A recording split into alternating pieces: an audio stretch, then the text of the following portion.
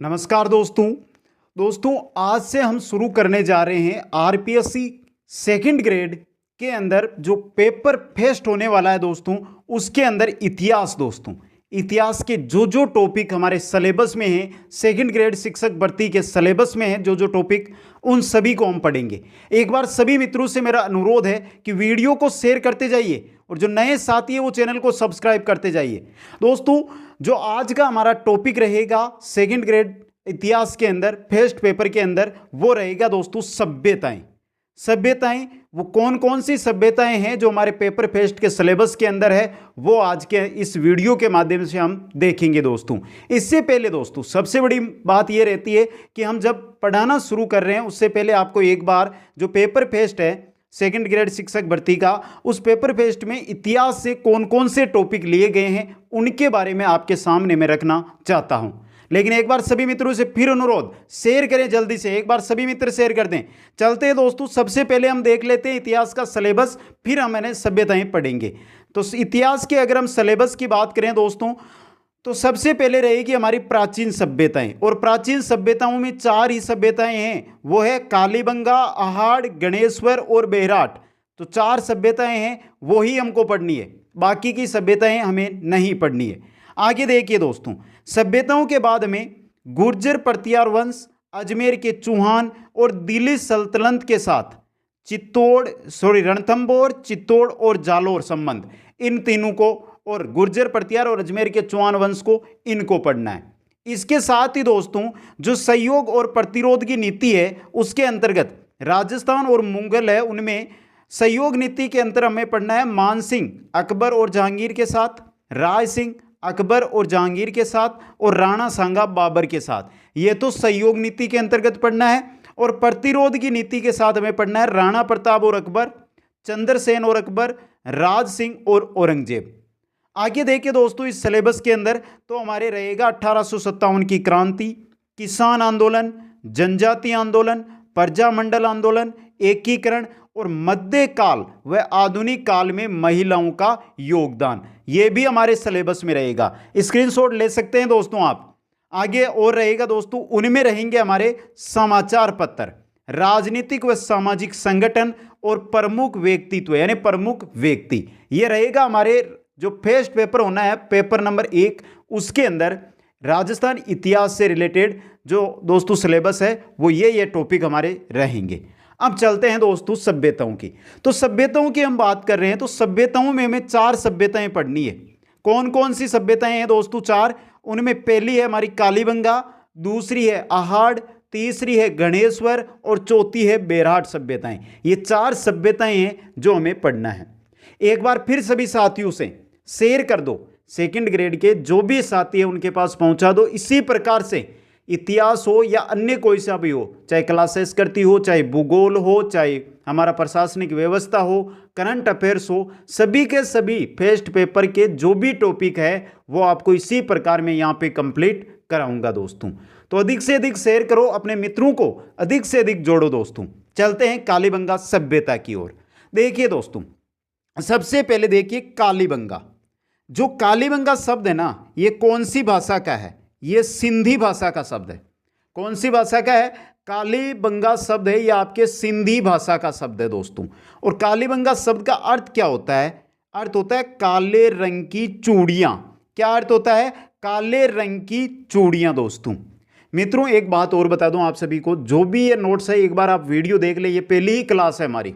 ये सभी जो नोट्स है आपको वो कुचामन ऑनलाइन क्लासेज ऐप के माध्यम से उपलब्ध करवा दिए जाएंगे। सभी के सभी नोट्स है वो हस्तलिखित नोट्स है और इसी प्रकार आपको ऐप के माध्यम से उपलब्ध करवाए जाएंगे। तो लिखने की जरूरत नहीं है, आप वीडियो को समझिए, बाद में आप ऐप के द्वारा PDF है वो प्राप्त कर लीजिए। आगे देखिए दोस्तों, तो सिंधी भाषा का शब्द है और शाब्दिक अर्थ क्या होता है कालीबंगा का? काले रंग की चूड़ियां। वर्तमान में राजस्थान के हनुमानगढ़ जिले में स्थित है। ये कालीबंगा जगह वर्तमान में कहां पर है? राजस्थान राज्य के हनुमानगढ़ जिले के अंदर स्थित है। वर्तमान में जो गग्गर नदी है उसके किनारे, गग्गर नदी का प्राचीन नाम क्या था? सरस्वती नदी। तो सरस्वती भी आ सकता है, गग्गर नदी भी आ सकता है, यह आपको याद रखना है। गग्गर नदी के किनारे कालीबंगा स्थल स्थित है। अब इंपॉर्टेंट क्वेश्चन आगे देखिए दोस्तों, कालीबंगा की जो खोज है ना, ये की थी 1952-53 के अंदर अमलानंद घोष ने। तो कालीबंगा की खोज किसने की थी? अमलानंद घोष ने। कब की थी? 1952-53 में। उत्खनन का कार्य 1961 से लेकर 1969 तक चला था और किसके नेतृत्व में? बरजवासी लाल व बालकृष्ण थापर, बीके थापर, सीधा आता है दोस्तों, इनके नेतृत्व के अंदर जो कालीबंगा है इसका उत्खनन का काम चला था दोस्तों। आगे चलिए दोस्तों, कालीबंगा के अंदर कालीबंगा जो सभ्यता है दोस्तों, ये आधे ऐतिहासिक कालीन सभ्यता है। सीधा क्वेश्चन आ जाता है, कालीबंगा सभ्यता है आधे ऐतिहासिक, यानी तो याद रखना कालीबंगा कैसी सभ्यता है? आधे ऐतिहासिक कालीन सभ्यता है। ये एक कांस्य युगीन सभ्यता थी, क्योंकि यहाँ के लोग तांबे में टिन मिलाकर कांसा बनाना जानते थे। तो कौन सी सभ्यता के लोग कांसा बनाना जानते थे दोस्तों? कालीबंगा के लोग। और जो कांसा है दोस्तों, वो कैसे बनाते थे ये लोग? तांबे में टिन मिलाकर। तो ये कौन से युग की हो गई? कांस्य युगीन सभ्यता हो गई दोस्तों। कालीबंगा सिंधु सभ्यता यानी हड़प्पा सभ्यता का प्रमुख स्थल है। कालीबंगा सिंधु हड़प्पा सभ्यता का क्या है? प्रमुख स्थल है दोस्तों। कालीबंगा का जो उत्खनन है ये 5 चरणों में या 5 स्तरों में हुआ था दोस्तों। देखिए, इसको समझिए, ये इंपॉर्टेंट है। इसमें प्रथम व द्वितीय चरण हड़प्पा सभ्यता से प्राचीन व तीसरा, चौथा व 5वां चरण हड़प्पा सभ्यता के समकालीन माना गया है। तो 5 चरणों में हुआ। 5 चरणों में जो पहला और दूसरा चरण था ना आपका, वो तो हड़प्पा सभ्यता के से प्राचीन था, और तीसरा, चौथा, 5वां ये चरण हड़प्पा सभ्यता के क्या है? समकालीन है दोस्तों। आगे चलिए दोस्तों, आगे देखिए, कालीबंगा से पूर्व हड़प्पा, हड़प्पा व उत्तर हड़प्पा, पूर्व हड़प्पा, हड़प्पा व उत्तर हड़प्पा काल के अवशेष मिले हैं। जो कालीबंगा सभ्यता है, इससे जो पूर्व हड़प्पा थी और उत्तर हड़प्पा थी, इनके अवशेष किससे मिले हैं? कालीबंगा सभ्यता से मिले हैं दोस्तों। आगे चलते हैं और अब हम देखते हैं नगर नियोजन दोस्तों। देखिए नगर नियोजन, कालीबंगा एक नगरीय सभ्यता थी। पहला क्वेश्चन बनता है यहां से, कालीबंगा कैसी सभ्यता थी? एक नगरीय सभ्यता थी, ग्रामीण सभ्यता नहीं थी। यहां की प्रमुख विशेषता उसका नगर नियोजन था। कालीबंगा जो सभ्यता है, इसकी जो नगरीय सभ्यता है, उसकी प्रमुख विशेषता उसका नगर नियोजन ही था दोस्तों। सिंधु सभ्यता में आमतौर पर प्रत्येक शहर 2 भागों में विभाजित था। ये 2 भाग कौन से थे दोस्तों? पश्चिमी भाग और दोस्तों पूर्वी भाग। 2 भागों के अंदर जो सिंधु सभ्यता की जो सभ्यताएं हैं, उस समय की जो सभ्यताएं हैं, उनके अंदर जो भी शहर थे वो 2 भागों में थे। एक तो था पश्चिमी भाग, एक था पूर्वी भाग। अब देखते हैं दोस्तों, पश्चिमी भाग के अंदर ये भाग ऊंचाई पर स्थित था। जो पश्चिमी भाग होता था ना, ये ऊंचाई पर, टीले पर स्थित होता था। यहां के मकान पक्की ईंटों के बने थे। जो पश्चिमी भाग थे, शहर का पश्चिमी भाग होता था, वो क्या होता था? ऊंचाई पर स्थित होता था, और जो मकान बने होते थे ना, वो पक्की ईंटों के बने होते थे। इसे दुर्ग टीला या गढ़ी क्षेत्र कहते थे। याद रखना दोस्तों, पश्चिमी भाग को क्या कहते थे? दुर्ग टीला। ये देखिए यहां पे, दुर्ग टीला या गढ़ी क्षेत्र के नाम से भी जाना जाता है। सीधा आ सकता है, कालीबंगा सभ्यता में दुर्ग टीला किसको कहते थे या गढ़ी क्षेत्र किसको कहते थे? ये कुलीन या अभिजात वर्ग का निवास स्थान था। जो आपका पश्चिमी भाग था, ऊंचाई पर स्थित भाग था, पक्की ईंटों से बने हुए मकान थे, वो किनके भाग थे? कुलीन और अभिजात वर्ग के लिए होते थे दोस्तों। आगे देखिए पूर्वी भाग। यह भाग धरातल पर स्थित होता था, यानी जो समान धरातल होता है वहां पर पूर्वी भाग स्थित होता था। यहां के मकान कच्ची ईंटों के बने होते थे। पश्चिमी भाग के मकान पक्की के और पूर्वी भाग के कच्ची ईंटों के बने होते थे। इसे नगर टीला या निचला शहर कहा जाता था। पश्चिमी भाग को तो क्या कहते थे? दुर्ग टीला या गढ़ी क्षेत्र। और जो पूर्वी भाग है इसको क्या कहते हैं? यहाँ पे नगर टीला, निचला शहर कहा जाता था। और यहाँ पर जन सामान्य क्या करते थे? निवास। यहाँ पर जन सामान्य का क्या था? आवास था दोस्तों। तो याद है, कालीबंगा या आप हड़प्पा सभ्यता की बात करें, सिंधु सभ्यता की बात करें, तो शहर 2 भागों में थे, पश्चिमी भाग और पूर्वी भाग, जो हमने यहाँ पे देख लिए हैं दोस्तों। आगे दोस्तों एक चीज आती है, कालीबंगा सभ्यता पढ़ते हैं तब, दीनहीन बस्ती। क्या होती है ये दीनहीन बस्ती? देखिए दोस्तों, कालीबंगा में हड़प्पा और मोहनजोदड़ो के समान नगर योजना थी, परंतु मोहनजोदड़ो के विपरीत कालीबंगा के घर कच्ची ईंटों के बने थे। क्या थे? हड़प्पा और जो मोहनजोदड़ो सभ्यता है उसके समान ही यहां पर नगर नियोजना थी, नगर नियोजन था, लेकिन जो मोहनजोदड़ो थे वहां पे पक्की ईंटों के थे, जबकि कालीबंगा के अंदर जो मकान थे वो कच्ची ईंटों के बने होते। यहां स्पष्ट जल निकास प्रणाली का अभाव था, यानी जल निकास, शहरी जल होता है उसको निकाल के लिए जो प्रणाली थी उसका अभाव था दोस्तों। तथा कालीबंगा से लकड़ी की नालियां प्राप्त हुई है। क्वेश्चन है आपके लिए, कौन सी सभ्यता से लकड़ी से बनी हुई नालियां प्राप्त हुई है? कालीबंगा सभ्यता से। और इसी आधार पर जो कालीबंगा सभ्यता है इसको सिंधु सभ्यता की दीनहीन बस्ती कहा जाता है। दीनहीन बस्ती क्यों कहा जाता है शायद आपको समझ में आ गया। यहां पे मकान कच्ची ईंटों के बने होते थे, स्पेस जल निकास का अभाव था, कालीबंगा में लकड़ी की नालियां प्राप्त हुई। इस आधार पर हम सिंधु सभ्यता की दीनहीन बस्ती किसको कहते हैं? कालीबंगा सभ्यता को कहते हैं। आगे चलिए दोस्तों, सिंधु सभ्यता में आमतौर पर दुर्ग टीला दुर्गीकृत था व नगर टीला दुर्गीकृत नहीं होता था, परंतु अपवाद स्वरूप कालीबंगा में दुर्ग टीला व नगर टीला दोनों दुर्गीकृत थे। अब ये दुर्गीकृत क्या होता है दोस्तों? दुर्गीकृत का मतलब चारों ओर दीवारों से ढका हुआ। क्या? दीवारों से ढका हुआ क्षेत्र दुर्गीकृत कहलाता है दोस्तों। अब यहां पे देखिए, ये हमारा पश्चिमी भाग है, ये क्या है? पश्चिमी भाग, जिसको हम दुर्ग टीला या गढ़ी क्षेत्र कहते हैं, और ये हमारा पूर्वी भाग है, इसको हम क्या कहते हैं? नगर टीला या निचला शहर। ये तो धरातल पर स्थित है, और ये कहां पर स्थित है? ऊंचाई पर स्थित है। और ये जो बार हमने निकाली है ना, ये क्या है? दीवारें हैं, परकोटा है, दुर्गीकृत है, किलेबंदी है। मतलब जो दुर्ग टीला और नगर टीला है आपके कालीबंगा में, ये दोनों के दोनों दीवारों से क्या थे? पेक थे दोस्तों। यही है हमारा क्या दोस्तों? दुर्गीकृत। याद रखना दोस्तों, तो याद रखना है जो हमारी सिंधु सभ्यता है उसके अंदर जो दो, सिंधु सभ्यता के अंदर तो दोनों थे, लेकिन जो आपकी कालीबंगा है ना, यही सभ्यता एकमात्र सभ्यता है जिसके अंदर दोनों भाग, पश्चिमी भाग और पूर्वी भाग, दोनों के दोनों भाग इसके अंदर दुर्गीकृत थे दोस्तों।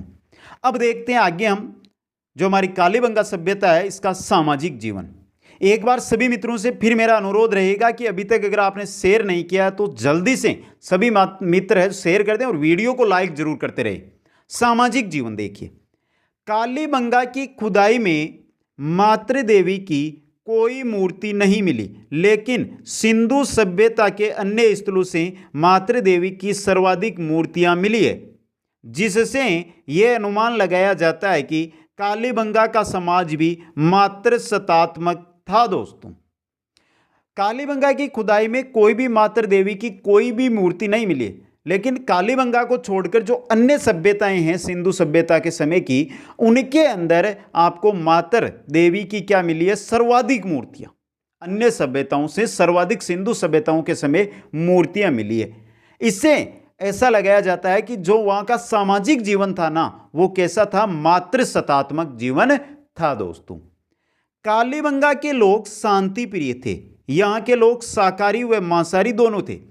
शांति प्रिय, कालीबंगा के जो लोग थे वो क्या थे? शांति प्रिय। लेकिन यह चीज याद रखनी है, कालीबंगा के लोग शाकाहारी भी थे और मांसाहारी भी थे। क्या थे? शाकाहारी और मांसाहारी दोनों प्रकार के थे दोस्तों। आगे चलिए और आगे देखिए कालीबंगा के समय अंतिम संस्कार किस प्रकार किया जाता था। कालीबंगा में शवों की अंत्येष्टि यानी शवाधान की 3 प्रकार की विधियां प्रचलित थी। कौन कौन सी? पूर्ण समाधिकरण, आंशिक समाधिकरण और दाह संस्कार। 3 प्रकार की है। एक तो कालीबंगा है, इसके अंदर जो अंत्येष्टि यानी शव का दान करना है, शवदान है, वो 3 प्रकार की विधियों से होता था। ये तीनों विधियों के नाम याद रखने, इनसे ज्यादा क्वेश्चन बनेगा तो आपको इन तीनों विधियों से ही पूछा जाएगा। पहला था पूर्ण समाधिकरण, आंशिक समाधि और फिर बच्चे शरीर को फेंक देते थे, और दाह संस्कार जिसमें जलाया जाता था। कालीबंगा से युगल समाधान के भी साक्ष्य मिले। युगल मतलब पति पत्नी दोनों के साथ में समाध क्या करना, समाधान करना, इसके भी साक्ष्य कालीबंगा से मिले। तो क्वेश्चन बनता है ये भी, कालीबंगा से प्रतीकात्मक समाधान के भी क्या मिले हैं, साक्ष्य मिले हैं दोस्तों। ये था अंतिम संस्कार का प्रकार, ये है दोस्तों। अब आगे चलिए मित्रों और आगे देखिए अवशेष। देखिए दोस्तों कालीबंगा सभ्यता से हमें क्या क्या अवशेष प्राप्त हुए उनके बारे में देखिए। पहला है जूते हुए खेत के साक्ष्य, पूर्व हड़प्पा कालीन की विशेषता बता रहे हैं। ये एक साथ दो फसलें बोना जानते थे, मतलब कालीबंगा सभ्यता में जूते हुए खेत के साक्ष्य मिले हमें। और इसके साथ साथ जो कालीबंगा के लोग थे वो एक साथ दो दो फसलों को भी बोना जानते थे दोस्तों। मेसोपोटामिया की बेलनाकार मोहर, जो मोहर होती है ना दोस्तों, वो कहां की मिली है, मेसोपोटामिया की, यहां से मिली है दोस्तों। ऊंट की अस्थियां मिली है कालीबंगा सभ्यता से, मतलब उस समय ऊंट भी क्या थे, कालीबंगा के लोग ऊंटों को भी पालते थे दोस्तों। ऊंट की अस्थियां है वो कालीबंगा से मिली है। आगे देखिए, एक बच्चे की खोपड़ी में 6 छिद्र, यानी बच्चे की खोपड़ी में छिद्र, मतलब जो चिकित्सा है उससे भी वो जानकार थे, शल्य चिकित्सा के प्रमाण मानते हैं इनको। एक बच्चे की खोपड़ी में 6 छिद्र है, मतलब वो लोग कालीबंगा के लोग शल्य चिकित्सा के क्या थे, जानकार थे। कालीबंगा से भूकंप के साक्ष्य मिले, मतलब ऐसा लगाया जाता है कालीबंगा है वो, कालीबंगा का पतन भूकंप से हुआ है, क्योंकि उस समय के भूकंप के साक्ष्य यहां पर मिले हैं दोस्तों। पशु बलि के साक्ष्य, पशु बलि के साक्ष्य मिले, मतलब उस समय के लोग भी पशु की बलि देते थे। लकड़ी की नालियां जो हमने ऊपर देखी, कालीबंगा में लकड़ी की नालियां मिली है दोस्तों। फर्श में अलंकृत ईंटों का प्रयोग, जो फर्श होता था घरों का, उसके अंदर सजावटी अलंकृत ईंटों का क्या किया गया है, प्रयोग किया गया है कालीबंगा के अंदर। आगे देखिए दोस्तों, आगे हैं दोस्तों 7 हवन कुंड, अग्निवेदियां, यज्ञ वेदियां, 7 हवन कुंड एक जगह मिले, मतलब उस समय भी हवन किए जाते थे, कालीबंगा के समय भी दोस्तों। आगे देखिए, सांड की जुड़वा पैर वाली विशिष्ट प्रकार की मिट्टी की मूर्ति या मृण मूर्ति, मिट्टी की मूर्ति को मृण मूर्ति कहते हैं ना, तो जुड़वा पैर वाली मिट्टी की मूर्ति मिली है सांड की। और यह क्वेश्चन बहुत एग्जामों में भी आया है, सांड की मूर्ति किस सभ्यता में मिली है, किस में मिली है दोस्तों, कालीबंगा में। यहां पे तांबे की वृषभ की मूर्ति, तांबे की किसकी मिली है, वृषभ की मूर्ति तांबे की मिली है, वो कालीबंगा में मिली है दोस्तों। और वृषभ की जो मूर्ति है वो किससे बनी हुई है, तांबे से बनी हुई है दोस्तों। अब आगे है महत्वपूर्ण तथ्य, और ये महत्वपूर्ण तथ्य ये है क्योंकि इनसे ही आपको लगभग एग्जाम के अंदर क्वेश्चन मिलेगा दोस्तों। चलिए दोस्तों देखते हैं। पहला, कालीबंगा से किसी मंदिर के साक्ष्य नहीं मिले, जो कालीबंगा सभ्यता है यहां से कोई भी मंदिर के साक्ष्य नहीं मिले हैं दोस्तों, मतलब भगवान को बहुत कम मानते, मानते भी न के बराबर मानते। कालीबंगा के लोग सेंधव लिपि का प्रयोग करते थे, सेंधव लिपि जिसे भाव चित्रात्मक, बुस्ट्रोफेदन, गोमूत्राक्षर लिपि कहा गया है। सेंधव लिपि के ही ये नाम है और इनसे सीधा क्वेश्चन आ सकता है। सेंधव लिपि के निम्न में से अन्य नाम है और इनमें से एक दे देगा, भाव चित्रात्मक, बुस्ट्रोफेदन या गोमूत्राक्षर लिपि, ये सेंधव लिपि के ही नाम है दोस्तों। ये लिपि जो सेंधव लिपि होती है हमारी, ये दाएं से बाएं व बाएं से दाएं लिखी जाती है। कैसे दोस्तों, जैसे यहां से मैंने शुरू किया, यहां गया, यहां से वापस यहां आया, यहां से यहां गया, यहां से यहां गया, इस प्रकार से ये लिपि दाएं से बाएं, बाएं से दाएं लिखी जाती है, याद रखना दोस्तों। आगे देखिए दोस्तों, इस लिपि में 400 के करीब चित्राक्षर थे। जो सेंधव लिपि है कालीबंगा से मिली है, उसमें 400 चित्र अक्षर थे, चित्रों के बनाए हुए अक्षर, उनके द्वारा ही पूरी लिपि काम में ली जाती थी दोस्तों। आगे चलिए, कालीबंगा के लोग मापतोल से भी परिचित थे। माप की इकाई 16 के अनुपात में थी वहां पर, कालीबंगा के जो लोग हैं ना वो मापतोल से परिचित थे, मापतोल करते थे सामानों का। और मापतोल की जो इकाई, सीधा क्वेश्चन यही आता है कि मापतोल की इकाई कालीबंगा के लोगों की क्या थी, 16 के अनुपात में थी दोस्तों। व्यापार वस्तु विनिमय द्वारा होता था, रुपयों से व्यापार नहीं होता था। अगर आपको कोई चीज चाहिए तो आप अपने घर से वस्तु लेकर जाइए, उसको दीजिए और वहां से वो वस्तु लेकर आ जाए, ये होता है वस्तु विनिमय। कालीबंगा के लोग लोहे से परिचित नहीं थे। किससे? लोहे से कालीबंगा के लोग परिचित नहीं थे, याद रखना दोस्तों, क्योंकि कांस्य युगीन है ना ये सभ्यता। लोहे से परिचित नहीं थे कालीबंगा के लोग। ये लोग घोड़े से परिचित नहीं थे, क्योंकि घोड़े के कहीं भी प्रमाण नहीं मिले, तो मतलब यहां पर घोड़े से भी लोग परिचित नहीं थे। तो परिचित किससे थे ये लोग? बैल, गाय, भेड़, बकरी आदि से कालीबंगा के लोग परिचित थे दोस्तों। और सबसे इंपॉर्टेंट चीज यही है दोस्तों, नीचे वाली, कुबड़ वाला बैल इस सभ्यता में विशेष महत्व रखता था दोस्तों। जो कुबड़ वाला बैल था उसको विशेष महत्व दिया जाता था इस सभ्यता के समय, याद रखना दोस्तों। आगे देखिए, गाय की कोई आकृति युक्त मूर्ति नहीं मिली है इसके अंदर। इस सभ्यता में गाय की कोई आकृति युक्त मूर्ति नहीं मिली है। बाकी जैसे बैल है, भेड़ है, बकरी, इनकी मूर्तियां मिली है, गाय की कोई आकृति युक्त मूर्ति नहीं मिली है। आगे देखिए दोस्तों, और इंपॉर्टेंट चीज, कालीबंगा के लोग थे, उनका खाद्यान्न क्या था? उनका खाद्यान्न था दोस्तों गेहूं और जौ। गेहूं और जौ उनका प्रमुख खाद्यान्न था। लेकिन इसके साथ ही ये लोग हैं जो चावल, बाजरा, सरसों, कपास, इनसे भी क्या थे? परिचित थे। तो याद रखना, कालीबंगा के लोगों का मुख्य खाद्यान्न कौन सा है? गेहूं और जौ है। लेकिन चावल, बाजरा, सरसों और कपास से भी ये क्या थे? परिचित थे।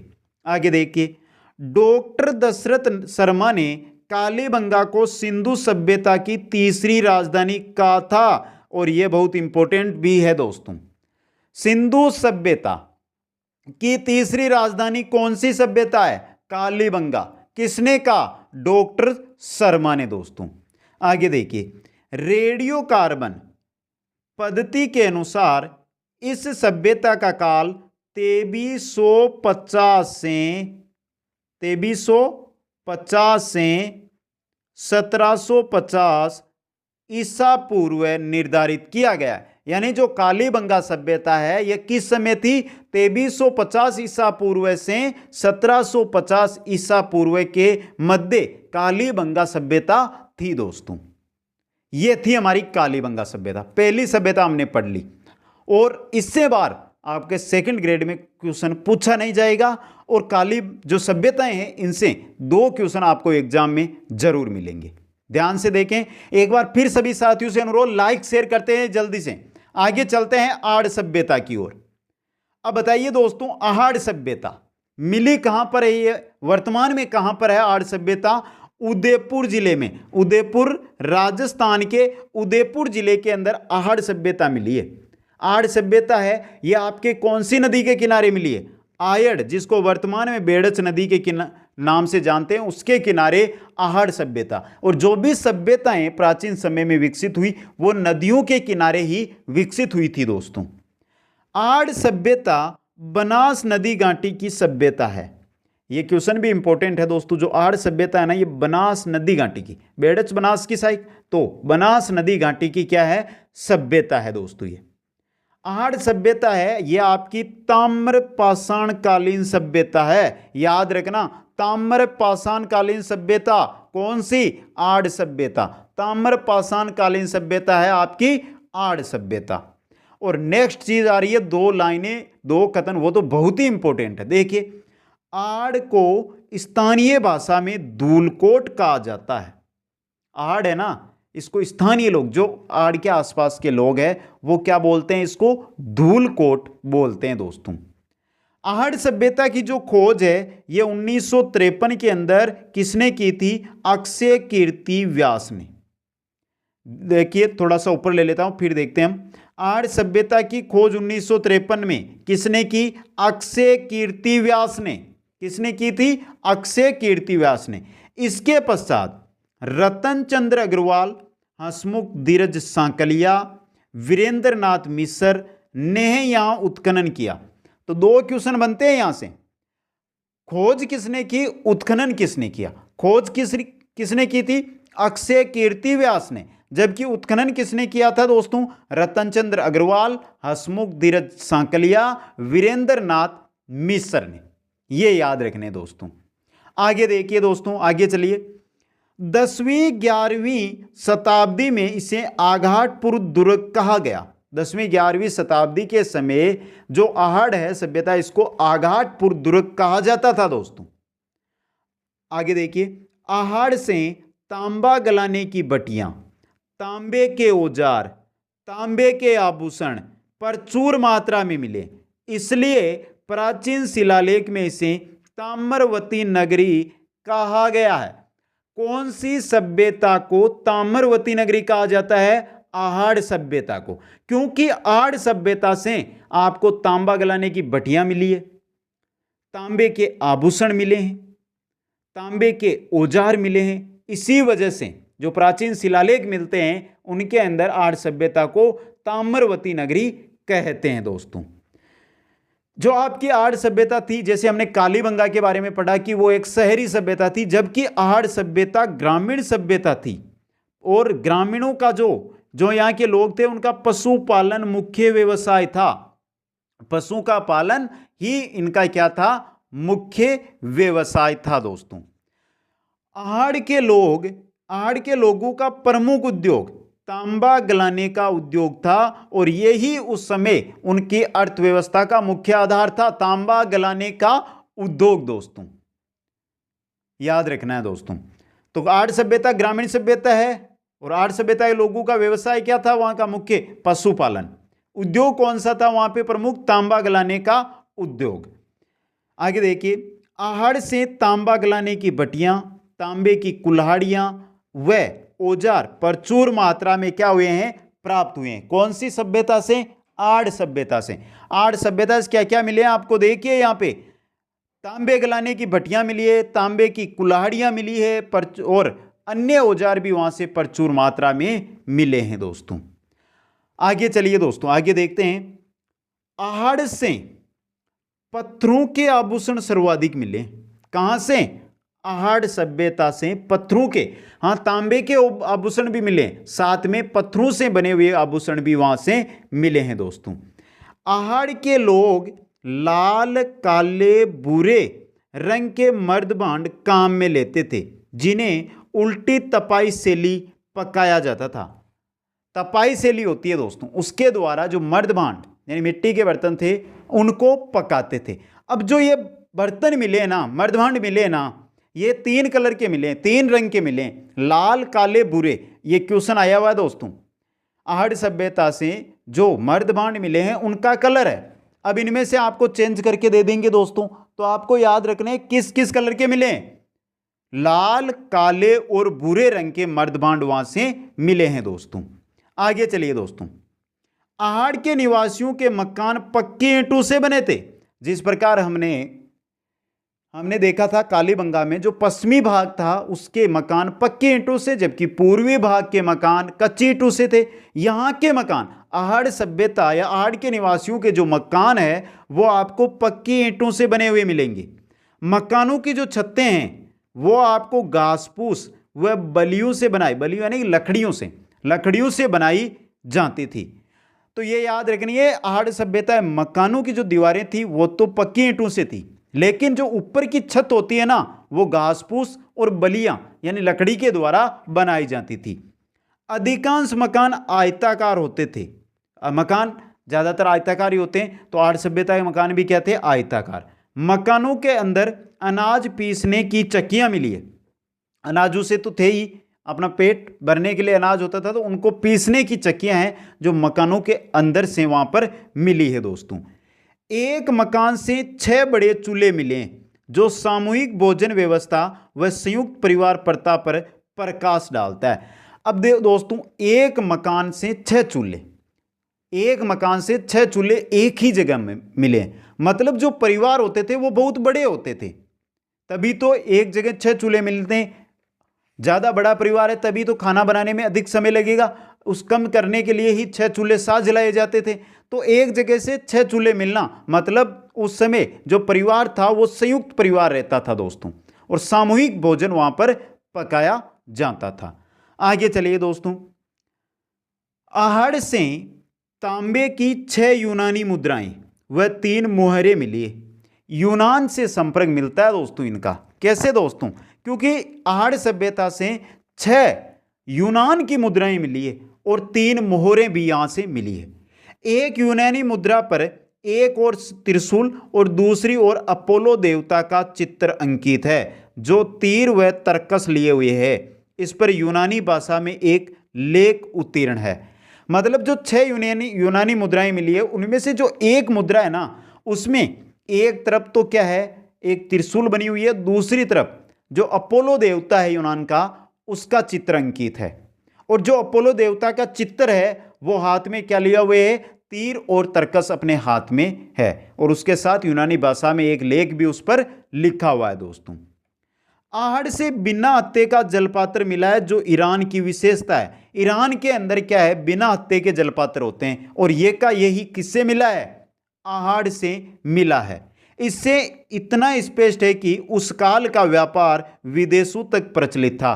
यूनान की मुद्राएं मिली है, ईरान का वहां पर समकालीन ईरान जैसा ही जलपात्र मिला है, मतलब जो व्यापार था वो विदेशों में भी उस समय व्यापार होता था दोस्तों। आगे चलिए दोस्तों, आगे हैं, आहड़ से अनाज रखने के बड़े बड़े मर्दभांड मिले हैं जिन्हें गोरे व कोठे कहा जाता था। मर्दभांड, कौन से मर्दभांड? अनाज रखने के मर्दभांड। और अनाज रखने के बहुत बड़े मर्दभांड बनाए जाते थे जिनमें अनाज को सुरक्षित रखा जाता था, और इनको जो लोकल भाषा है उसमें कहा जाता था गोरे वे कोठे दोस्तों। बेल की मिट्टी की मूर्ति मिली है जिसे बनासियन बुल कहा जाता है। बनासियन बुल कहा जाता है जिसे। बेल की मिट्टी की बनी हुई मूर्ति मिली है जिसको बनासियन बुल कहा गया। बनासियन बुल कौन सी सभ्यता में मिला? आहड़ सभ्यता में। आहड़ सभ्यता के जो लोग हैं ये चावल से परिचित थे। किससे परिचित थे आहड़ सभ्यता के लोग? चावल से परिचित थे दोस्तों। अब देखिए दोस्तों काल, डॉक्टर गोपीनाथ शर्मा ने आहड़ सभ्यता का काल 1900 ईसा पूर्व से 1200 ईसा पूर्व निर्धारित किया है। मतलब कालीबंगा के बाद की सभ्यता है ये। कालीबंगा 2350 से 1750 थी, ये 1900 से 1200 ईसा पूर्व है, तो उसे बाद की है, अर्थात आज से 400 वर्ष पुरानी सभ्यता है। एच.डी. सांकलिया ने आड़ को बनास संस्कृति का है। ये दोनों चीजें याद रखनी है आपको। बनास संस्कृति किसने कहा? एच.डी. सांकलिया ने। और आहड़ सभ्यता का काल किसने बताया? गोपीनाथ शर्मा ने। 1900 ईसा पूर्व से 1200 ईसा पूर्व, लगभग आज से 4000 वर्ष पुरानी आहड़ सभ्यता है दोस्तों। यह हो गई हमारी कालीबंगा और आहड़ सभ्यताएं। आगे चलते हैं हम गणेश्वर सभ्यता की ओर। देखिए दोस्तों, गणेश्वर सभ्यता है वो आपके सीकर जिले में नीम का थाना तहसील में मिली। सीकर जिले के अंदर नीम का थाना एक क्षेत्र है दोस्तों, तहसील है नीम का थाना, वहां पर है गणेश्वर सभ्यता। और यहां पर नदी कौन सी है? कांथली नदी। तो गणेश्वर सभ्यता कौन सी नदी के किनारे मिली? कांथली नदी के किनारे दोस्तों। गणेश्वर जो सभ्यता है आपकी, इसकी खोज 1972 से 76 के मध्य रतन चंद्र अग्रवाल ने की थी। गणेश्वर सभ्यता की खोज किसने की थी? 1972 से 76 के मध्य रतन चंद्र अग्रवाल ने। और उसका उत्खनन कार्य 1977-78 के अंदर वीरेंद्र नाथ मिश्र, विजय कुमार अग्रवाल ने किया था। 2 क्वेश्चन, इंपॉर्टेंट क्वेश्चन आपके सामने बन गए हैं दोस्तों। खोज कब किसने की और जो उत्खनन कब और किसने किया दोस्तों, ये दोनों के दोनों क्वेश्चन आपके लिए क्या है दोस्तों? इंपॉर्टेंट है। जिस प्रकार हमने देखा था कालीबंगा की खोज 1952-53 में अमलानंद घोष ने की। उत्खनन 1961 से लेकर 1969 के मध्य बीबी लाल व बीके थापर ने किया था। इसी प्रकार जो हमारे आहड़ सभ्यता थी उसकी खोज 1953 में अक्षय कीर्ति व्यास ने की, जबकि उत्खनन रतन चंद्र अग्रवाल, हसमुख धीरज सांकलिया और वीरेंद्र नाथ मिश्र ने किया था। गणेश्वर सभ्यता की खोज 1972 से 76 के मध्य रतन चंद्र अग्रवाल ने की और उत्खनन किसने किया? वीरेंद्र नाथ मिश्र और विजय कुमार अग्रवाल ने। गणेश्वर सभ्यता से ताम्रयुगीन सभ्यता के अवशेष मिले हैं। यहां मिले अवशेष ताम्रयुगीन सभ्यताओं में सबसे प्राचीन है। इस चीज को ध्यान से पढ़ना, इंपॉर्टेंट चीज है दोस्तों। इसलिए गणेश्वर सभ्यता को ताम्रयुगीन सभ्यताओं की जननी कहते हैं। क्यों कहते हैं जननी? गणेश्वर सभ्यता को ताम्रयुगीन सभ्यताओं की जननी क्यों कहते हैं? क्योंकि जो भी ताम्रयुगीन सभ्यताएं हैं उन्हीं से जो अवशेष मिले हैं, उन सबसे प्राचीन जो अवशेष मिले हैं वो किससे मिले हैं? हमें गणेश्वर सभ्यता से मिले हैं। इसी वजह से गणेश्वर सभ्यता को सभी ताम्रयुगीन सभ्यताओं की जननी कहते हैं दोस्तों। और यह सभ्यता ताम्रयुगीन सभ्यता है दोस्तों। आगे चलिए। गणेश्वर से उत्खनन में अनेक ताम्र आयुध व ताम्र उपकरण मिले, जिनमें मछली पकड़ने का कांटा, कुल्हाड़ी, तीर, बाणाग्र, भाले, तांबे के आभूषण प्रमुख है। तो एक यहां से जो क्वेश्चन पहले आया है, मछली पकड़ने का कांटा कौन सी सभ्यता से मिला है? गणेश्वर सभ्यता से मिला है दोस्तों। यह चीज इंपॉर्टेंट है आपके लिए। मछली पकड़ने का कांटा, कुल्हाड़ी, तीर, बाणाग्र, भाले और तांबे के आभूषण, ये सभी के सभी किससे बने हुए थे? ताम्र यानी तांबे से दोस्तों। याद रखना दोस्तों। आगे चलिए दोस्तों। तांबे के इन उपकरणों में सर्वाधिक शुद्धता पाई गई है। जो तांबे के ये उपकरण है इनमें शुद्धता पाई गई है, मिलावट नहीं है। सिर्फ और सिर्फ किससे बने? तांबे से बने हैं दोस्तों। गणेश्वर के मकान पत्थरों के बने होते थे। जो हमने आड़ और कालीबंगा में ईंटों के बारे में पढ़ा, यहां के मकान किससे हैं दोस्तों? पत्थरों से बने हुए थे। बाढ़ से बचने के लिए यहां पत्थरों के बांध बने थे। बाढ़ आती थी, कांतले नदी के किनारे गणेश्वर सभ्यता विकसित हुई, तो वहां पर बाढ़ से बचने के लिए बांध बनाए गए, और वो भी किससे बनाए गए? पत्थरों के द्वारा बांध बनाए गए हैं दोस्तों। आगे चलिए। डीपी अग्रवाल ने सीचुदैन कार्बन डेटिंग पद्धति विधि से इस सभ्यता की तिथि 2800 ईसा पूर्व निर्धारित की है। अर्थात गणेश्वर सिंधु सभ्यता से पूर्व की सभ्यता है। 2800, जैसे हमने 2350 से 1750 कालीबंगा देखी, जो समय की बात करें वहां पर। इसी प्रकार 1700 से 1900 से 1200 के मध्य आड़ सभ्यता देखी। ये तो 2800 ईसा पूर्व है, इन दोनों से पहले की है। मतलब गणेश्वर सिंधु सभ्यता से भी क्या है? पूर्व की सभ्यता है। गणेश्वर से कपीसवर्णी मृदभांड मिले हैं। कौन से? कपीसवर्णी मृदभांड। कौन सी सभ्यता से? गणेश्वर सभ्यता से मिले हैं दोस्तों। आगे चलिए। गणेश्वर को पुरातत्व का पुष्कर कहा गया है। यह चीज सीधा, पुरातत्व का पुष्कर कौन सी सभ्यता को? गणेश्वर सभ्यता को कहा जाता है। यह एक ग्रामीण सभ्यता थी और इसे ताम्र संचयी संस्कृति कहा गया है। ताम्र संचय, ताम्र का यानी तांबे का शुद्धता के साथ प्रयोग करते थे, तो ताम्र का संचय करते थे, इसलिए ताम्र संचयी संस्कृति गणेश्वर सभ्यता को। और यह भी आपके आहड़ की तरह एक ग्रामीण सभ्यता थी दोस्तों। यह हो गई हमारी तीसरी सभ्यता, गणेश्वर सभ्यता। आगे चलते हैं बेराट सभ्यता की ओर। देखते हैं बेराट सभ्यता। बेराट कहां है दोस्तों? जयपुर जिले के अंदर। तो बेराट है वो आपकी जयपुर जिले के अंदर स्थित है। और जयपुर के अंदर बाणगंगा, जिसे अर्जुन की गंगा के नाम से भी जानते हैं, उस नदी के किनारे स्थित है। अर्जुन की गंगा, बेराट सभ्यता के लोग इसको अर्जुन की गंगा के नाम से ही जानते थे। बेराट को, जो हमारी बाणगंगा नदी है, इसको वर्तमान में बाणगंगा। तो बेराट सभ्यता है जयपुर जिले में बाणगंगा नदी के किनारे विकसित हुई थी। बेराट का प्राचीन नाम विराट नगर था, जो महाजनपद काल अगर आपने पढ़ा है तो आपको पता चलेगा ये चीज। ये मत्स्य महाजनपद की राजधानी थी। आ गई ना दोस्तों बात। जो हमारा विराट नगर है, जिसको बेराट सभ्यता हम कहते हैं ना, इसका प्राचीन नाम विराट नगर ही था। और विराट नगर महाजनपद पढ़ेंगे ना हम, मत्स्य महाजनपद, तो मत्स्य महाजनपद की राजधानी विराट नगर यानी बेराट सभ्यता ही थी दोस्तों। बेराट एक लोहे युगीन, अभी हमने ताम्र युगीन पढ़ा ना जैसे गणेश्वर सभ्यता को, इसी प्रकार जो आपकी बेराट सभ्यता है यह एक लोहे युगीन सभ्यता है दोस्तों। आगे चलिए दोस्तों। लोहे युगीन सभ्यता का आपको पता चल गया कि यह कैसी है? लोहे युगीन सभ्यता है। लेकिन बात करते हैं इसकी खोज की। इसकी खोज की थी 1936-37 के अंदर दयाराम साहनी ने। दयाराम साहनी ने 1936-37 में किसकी खोज की थी दोस्तों? बेराट सभ्यता की।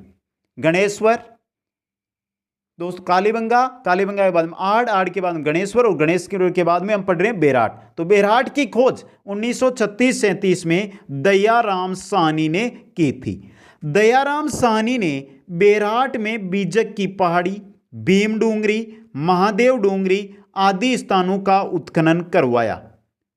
1962-63 में नील रतन बनर्जी व कैलाश नाथ दीक्षित ने बेराट का पुनः उत्खनन करवाया। अब यहां से बहुत इंपॉर्टेंट क्वेश्चन बनते हैं दोस्तों बेराट से। देखिए, खोज तो 1936-37 में की दयाराम साहनी ने। दयाराम साहनी ने जब खोज हुई तो उन्होंने जो 3 पहाड़ियां हैं, पहली है बीजक की पहाड़ी, भीम डूंगरी और महादेव डूंगरी, इनका क्या करवाया था? उत्खनन कराया था।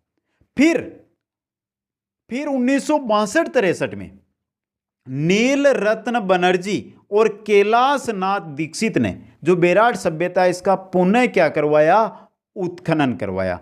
तो 2 बार उत्खनन हुआ है, पहली बार दयाराम साहनी ने करवाया, दूसरी बार नील रतन बनर्जी व कैलाश नाथ दीक्षित ने। अब क्वेश्चन आएगा 1936-37 में खोज दयाराम साहनी ने की, उसके बाद दूसरी बार इसका उत्खनन किसने करवाया?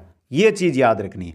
आगे चलिए दोस्तों, बेराट की बीजक की पहाड़ी से अशोककालीन गोल बौद्ध मंदिर, स्तूप, बौद्ध मठ के साक्ष्य मिले।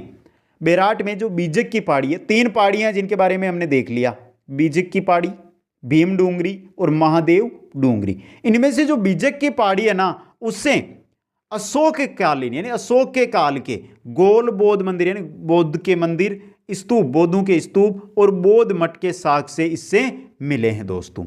आगे चलिए, बेराट राजस्थान में बौद्ध धर्म का सबसे प्राचीन स्थल है। राजस्थान में अगर बौद्ध धर्म के सबसे प्राचीन स्थल की बात की जाती है तो बिना सोचे समझे बेराट पे कर देना, बेराट विराटनगर है दोस्तों। आगे चलिए दोस्तों, आगे हैं 1837 ईस्वी में कैप्टन बर्ट ने बेराट से बाबरू शिलालेख की खोज की। यह बहुत इंपॉर्टेंट चीज आ गई है दोस्तों, बाबरू शिलालेख। बाबरू शिलालेख की खोज की थी कैप्टन बर्ट ने। कहां से? बेराट सभ्यता से। कब? 1837 में। यह बाबरू शिलालेख है, इसके बारे में हम देख लें क्योंकि इससे सीधा क्वेश्चन आता है एग्जाम में। वर्तमान में जो यह बाबरू शिलालेख है, यह कहां पर है? कलकत्ता संग्रहालय के अंदर है दोस्तों। और बाबरू शिलालेख की जो लिपि है वो है ब्राह्मी लिपि, बाएं से दाएं लिखी जाने वाली लिपि होती है ब्राह्मी लिपि, और यह प्राकृत भाषा में क्या है? लिखी गई है दोस्तों। बाबरू शिलालेख में सर्वप्रथम बौद्ध धर्म का त्रिरत्न सिद्धांत मिलता है। त्रिरत्न, 3 रत्न कौन सा? बुद्ध, धम्म, संघ। यह सिद्धांत किसमें मिलता है? बाबरू शिलालेख में। तो यह याद रखना है, बाबरू शिलालेख में बौद्ध धर्म का कौन सा सिद्धांत मिलता है? त्रिरत्न सिद्धांत। और त्रिरत्न कौन कौन से हैं? बुद्ध, धम्म, संघ। तीनों याद रखने हैं, इनसे क्वेश्चन बन सकता है दोस्तों। आगे चलिए, बाबरू शिलालेख के बारे में और देखते हैं। इस अभिलेख से अशोक की बौद्ध धर्म के प्रति निष्ठा का ज्ञान होता है। जो बाबरू शिलालेख है, इससे ही अशोक की बौद्ध धर्म के प्रति जो निष्ठा थी उसका ज्ञान हमें होता है दोस्तों। बाबरू शिलालेख में अशोक ने स्वयं को मगध का राजा कहा है। तो क्वेश्चन बन सकता है कि कौन से शिलालेख में अशोक ने अपने आप को, स्वयं को मगध का राजा कहा? बाबरू शिलालेख में। बाबरू शिलालेख कहां, कौन सी सभ्यता से मिला? बेराट सभ्यता से। आगे चलिए दोस्तों, आगे देखते हैं। जयपुर के महाराजा राम सिंह द्वितीय के काल में बेराट से एक स्वर्ण मंजूषा प्राप्त हुई जिसमें महात्मा बुद्ध के अस्थि विशेष थे। इस चीज को याद करके चलना दोस्तों। जब जयपुर के महाराजा थे राम सिंह द्वितीय, उस समय जो बेराट है वहां से एक स्वर्ण मंजूषा, स्वर्ण यानी कि सोने की एक पेटी मिली जिसके अंदर अस्थियां थी, और वो अस्थियां किसकी मानी जा रही है? वो अस्थियां महात्मा बुद्ध की मानी जा रही है दोस्तों। यह चीज भी आपको याद रखना है कि जयपुर के बेराट से या बेराट सभ्यता से मिले स्वर्ण मंजूषा में किसकी अस्थियां अवशेष थी दोस्तों? महात्मा बुद्ध की। पांडवों ने बेराट में अपना अज्ञातवास बिताया था। बेराट, विराटनगर तो पढ़ा है आपने, तो विराटनगर या बेराट में पांडवों ने क्या बिताया था? अपना अज्ञातवास दोस्तों। आगे चलिए, अकबर ने बेराट में एक टकसाल स्थापित किया जहां तांबे के सिक्के डाले जाते थे। तांबे के सिक्के डालने के लिए अकबर ने बेराट के अंदर एक टकसाल स्थापित किया था। तो ये टकसाल भी आपको याद रखना है कि अकबर ने, यह क्वेश्चन भी आ सकता है कि अकबर ने बेराट के अंदर टकसाल स्थापित क्यों किया, तांबे के सिक्के डालने के लिए। तो ये आपको डाले जाते थे दोस्तों। आगे चलिए दोस्तों, आगे देखते हैं। 624 ईस्वी में चीनी यात्री हेनसांग विराट नगर आया था। 624 ईस्वी में, चीज है इंपॉर्टेंट है, ध्यान रखना दोस्तों। आगे देखिए, 624 ईस्वी के अंदर चीनी यात्री हेनसांग विराट नगर आया था। आगे देखिए, जिसने यहां 8 बौद्ध मठों का उल्लेख किया है। तो क्वेश्चन बन सकता है, जो बेराट है उसके अंदर 8 बौद्ध मठों का उल्लेख किसने किया है? चीनी यात्री हेनसांग ने। हेनसांग को तीर्थ यात्रियों का राजकुमार, प्रिंस ऑफ पिलग्रिम्स कहते हैं। तीर्थ यात्रियों का राजकुमार किसे कहते हैं? हेनसांग को। यह चीज भी याद रखनी है दोस्तों। आगे देखिए, हेनसांग ने सियूकी नामक ग्रंथ की रचना की। सियूकी नामक ग्रंथ किसका है? आगे हेनसांग के बारे में और आएगा दोस्तों, जैसे जैसे हम इतिहास में आगे बढ़ेंगे तो। लेकिन ये याद रखना है कि हेनसांग जो ये सियूकी नामक ग्रंथ आया एग्जाम सेकंड ग्रेड में, पहले आया हुआ क्वेश्चन है, सियूकी नामक ग्रंथ किसका है? हेनसांग का। हेनसांग कहां से आया? चीन से। और कब आया? 624 ईस्वी में। इसने उल्लेख किया यहां पे 8 बौद्ध मठों का दोस्तों। आगे देखिए, हुण आक्रमणकारी मिहिर कुल ने बेराट पर आक्रमण किया और इसे नष्ट कर दिया। अब यहां से कि क्वेश्चन बन सकता है कि जो बेराट सभ्यता है यह नष्ट क्यों हुई? क्योंकि बेराट पर हुण आक्रमणकारी था, मीर कुल, उसने आक्रमण करके इसको नष्ट, खत्म कर दिया था दोस्तों। आगे चलिए दोस्तों, बेराट में भीमसेन की एक डोंगरी में एक गड्ढा स्थित है जिसमें सदैव पानी भरा रहता है। इसे भीमतला कहते हैं। भीमसेन की डोंगरी है, शायद आपने देखा भी होगा। भीमसेन की डोंगरी है, उसके अंदर एक गड्ढा है और गड्ढा में कभी भी जाओ 12 महीने में आपको वहां पर पानी मिलेगा। यह मान्यता क्या है दोस्तों? ऐसी मान्यता है कि भीम ने द्रौपदी की प्यास बुझाने के लिए चट्टान में लात मारकर पानी निकाला था। जो गड्ढा है उसके बारे में यह मान्यता है कि द्रौपदी को प्यास लगी थी और प्यास बुझाने के लिए भीम ने लात मारी थी। किस पर दोस्तों? एक चट्टान पे, और चट्टान से पानी निकाला था और उसी चट्टान में वो गड्ढा आज तक स्थित है दोस्तों। आगे देखिए दोस्तों, आगे हैं बेराट से शंख लिपि के साक्ष्य मिले। कौन सी लिपि के? शंख लिपि के। किससे? बेराट से शंख लिपि के भी साक्ष्य मिले हैं दोस्तों। बेराट से अशोककालीन आहत यानी पंचमार्क दबाकर बनाई हुई मुद्राएं, ये कौन के काल की? अशोककालीन पंचमार्क मुद्राएं मिली है। कौन से? बेराट से दोस्तों। ये राजस्थान भारत के सबसे प्राचीन सिक्के हैं। चाहे भारत की बात करो चाहे राजस्थान की बात करो, जो बेराट से जो पंचमार्क सिक्के मिले हैं वो क्या है? सबसे पुराने हैं। यूनानी शासक मिनांडर की मुद्राएं सूती कपड़े में लिपटी हुई मिली है। यह भी है दोस्तों। यह क्वेश्चन तो सीधा आता है कि यूनानी शासक मिनांडर की मुद्राएं सूती कपड़े में कहां पर मिली? बेराट के अंदर दोस्तों। और यह थी हमारी चौथी सभ्यता। चौथी सभ्यता कौन सी सभ्यता दोस्तों? हमारी बेराट सभ्यता। नेक्स्ट जो हमारी अगली क्लास रहेगी उसके अंदर हम शुरू करेंगे गुर्जर परतियार वंश के बारे में दोस्तों। जो सभ्यताएं थी, 4 सभ्यताएं हैं, आपके सेकंड ग्रेड हो चाहे फर्स्ट ग्रेड हो, उनके अंदर जो चारों सभ्यताएं मैंने पढ़ा दी है। और इतना अगर आपने पढ़ लिया तो इनसे बार क्वेश्चन आपको मिलने वाला नहीं है दोस्तों। एक बार सभी मित्रों से पुनः अनुरोध करता हूं कि शेयर कर देना। सभी जो सेकंड ग्रेड के मेरे साथी तैयारी कर रहे हैं उनके पास पहुंचा देना, लाइक कर देना, और जो नए साथी है वो चैनल को जरूर सब्सक्राइब कर लेना। आप सभी को मेरी ओर से बहुत बहुत धन्यवाद। जय हिंद, जय भारत।